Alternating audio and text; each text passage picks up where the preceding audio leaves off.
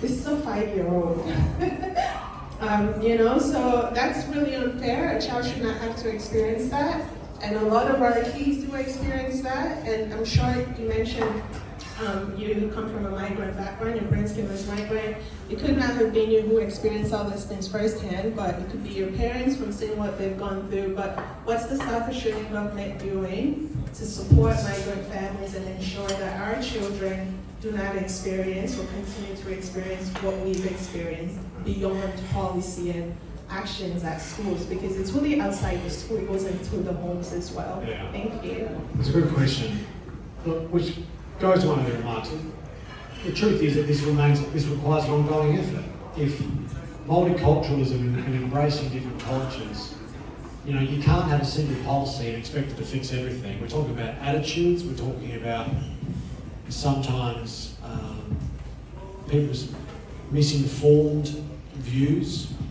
And the only way you confront that is sustained effort across the board. Now, what are we doing? Education in schools, absolutely critical. And most schools now have pretty good programs. I don't worry about what kids are learning at school. The challenge is what is potentially happening out of school or even at home, sadly in some instances.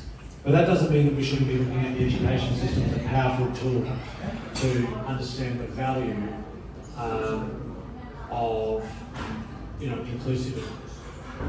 The second thing, of course, is what we do in terms of outside of government policy, but in terms of government policy, what we do does make a difference.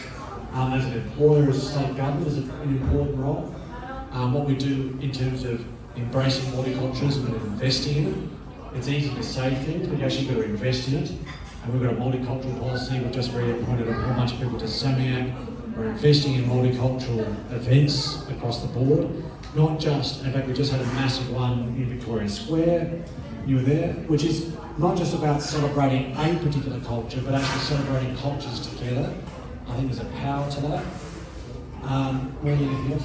Well, the one thing I don't think we should underestimate the importance of is the way that political leaders and leaders more broadly in government and the public sector conduct themselves and the tone we adopt in showing leadership, which means when we see behaviours happening,